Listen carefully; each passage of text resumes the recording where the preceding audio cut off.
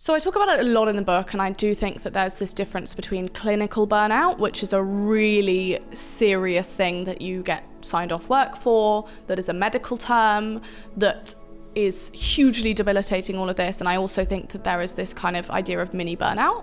And I would say that a lot of people now have mini burnout because you don't leave work at the office if you have an office. You definitely don't leave work at the office if you work from home. You also, even if you then think you do, going on social media, say every time I go on social media, I'll probably see 5 different activewear competitors. I'll probably see 50 different influencers who are doing better content than I do. I will probably see 10 different friends who have more successful relationships, fashion senses, like all of these things. We are working in some way all the time. And I think that it's like, that's why these older generations look at us and they're like, oh, fucking boo-hoo. Like, you've got access to social media and it's burning you out because you're looking at other people's clothes. But I do think it's the same as talking about the 24-hour news cycle.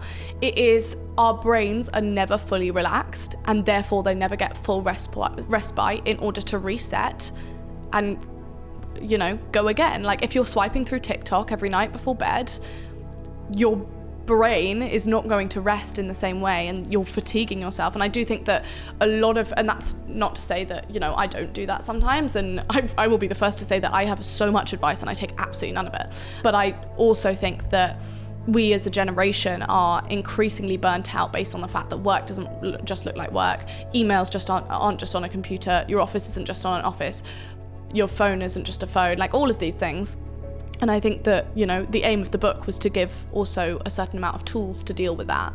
I think my signs in particular of burnout are, I think I've been slightly burnt out for a very long time now. I think I've probably been slightly burnt out as soon as I even started slowing down the social media stuff, which was originally, I think I only realized that when I did slow it down, and I was like, oh my God, this time, it's not like feeling like I've got a lot of time back, it's just feeling like a bit of a breath of fresh air. Yeah. Just because I was also doing the degree at the same time, and also bombarded with so many opinions, positive, negative, all the same, and I think that I've never actually fully recovered from that. And I think that it's also part of the fact that we don't talk about one of the downfalls of passions is that if you're working on your passion, you're probably not going to realize when you're burnt out, because there's this necessity, whether internal or external, because it's a business that you put into a lot of money into, or internal because you believe in it so much and you love it and you really want it to succeed. It's like when you're working for ages and you don't realize until you look up how long you've been working for, and you're really your whole brain's just zapped. And I think that we don't talk about how exhausting working on something you're passionate about can be, because you exert yourself that much more. Now, that's not to say that it's, as I've mentioned, it's not to say that it's not a hugely privileged position, because it is.